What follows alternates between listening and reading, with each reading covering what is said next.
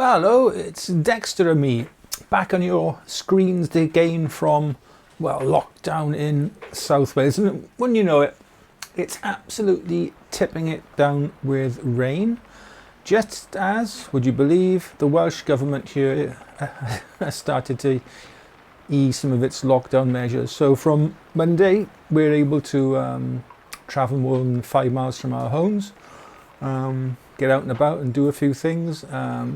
Strictly, I should still be shielding, but I think you've got to balance things up now between your physical and mental health and risk and reward of getting out and about and doing stuff. I'm still going to be really careful, but from Monday, weather permitting, I'm hoping to be able to get out and do some proper landscape photography for once. The last time we went out was the 20th of March, so it's nearly 4 months ago that I actually got out with my camera to take pictures. Anyway, I digress. Today's video is about video, strangely. Fujifilm only recently dropped a major firmware update for its GFX50R camera and some other stuff as well, and lenses. But the camera one really caught my eye because it brought with it the Eterna cinematic film simulation profile thingy, if you like, which the GFX didn't have before. And it also brought with it some improvements to Fuji's face and eye detection, autofocus algorithm, whatever you want to call it. So that got me thinking, is the GFX50R now any good for video? Short answer, spoiler, no, it's not. But it's worth delving into why that may be the case. Now, the GFX is a medium format stills camera first and foremost. That's what it was built to do. The video specs were kind of just, I think, bolted on at the end. I've never used it as a serious video camera. I doubt anybody ever has. If you look at the video specs, they're poor. There's only one page in the video menu. You can't change much, if anything at all.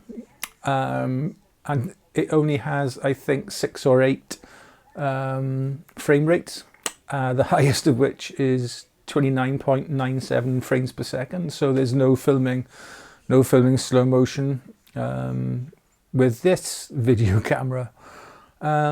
But I wanted to, well, I'm actually recording this on the GFX50R today because I wanted to see what the video output was like. I mean, it's a lovely sensor. The lenses are fantastic. So the video output should be good, right? Now, I wouldn't want to handhold this camera to do video for a couple of reasons. It weighs a ton. It's not very comfortable to hold in the hand. And also it doesn't have any inbuilt image stabilization. And I think there's only 1 or 2 of the GF lens lineup that actually has in-lens image stabilization. So if you're holding this, if you're hand holding this, you're not going to get very steady, smooth video footage. But if you're just going to do like talking head stuff in your house or out and about, and the camera is locked down on a tripod, then it's absolutely fine.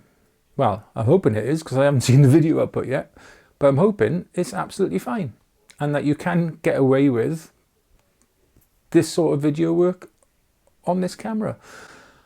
There's a couple of other little things. I mean, the microphone jack is one of these tiny ones, and it's shared with the remote control output.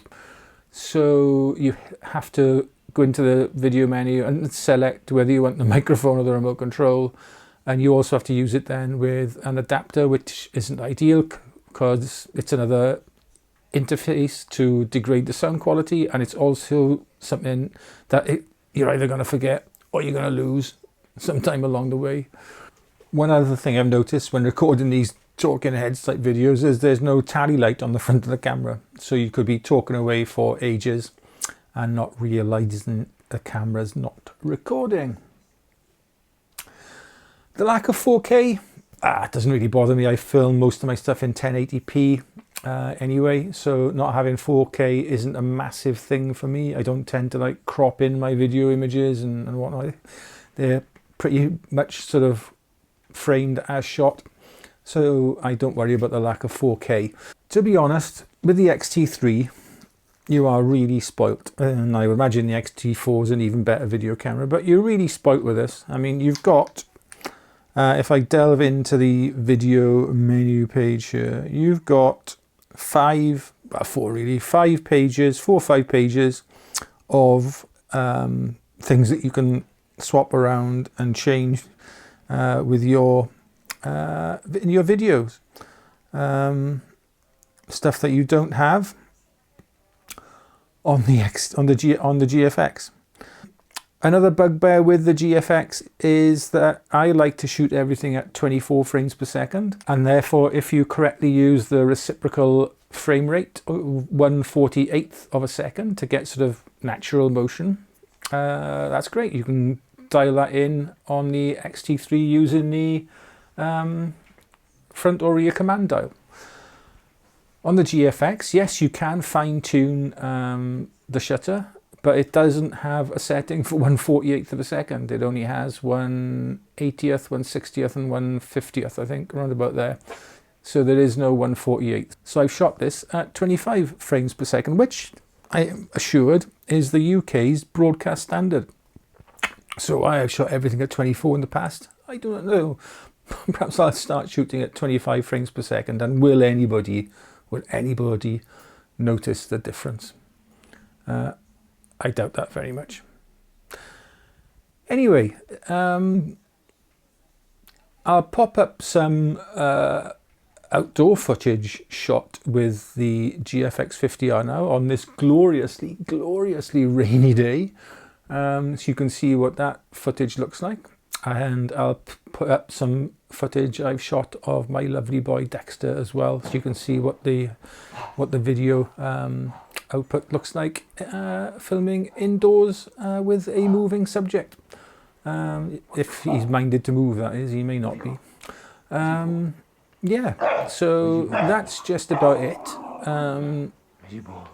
To answer the question, can you use the Fujifilm GFX50R for video? Well, of course you can. It's got a video mode.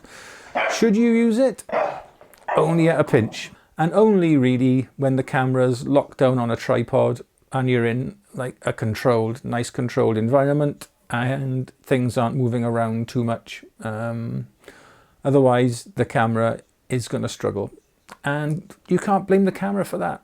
It wasn't designed for video use. It's designed first and foremost as a stills camera, and I simply cannot wait to get back out with it on Monday, weather permitting,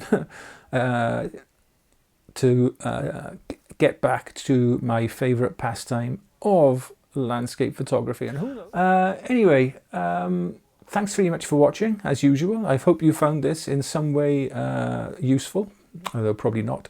And Dexter and I will see you from the outdoors very, very soon. Bye-bye. I watch the moon hang in the sky. I feel the traffic rushing by. Freight train engine in the night. I'm still here, waiting for you. I watch the moon hang in the air. I feel the cold breeze in my hair. My eyes blind by headlights glare. I'm still here, waiting for you. I take the night train to the sky. Rising up, I close my eyes.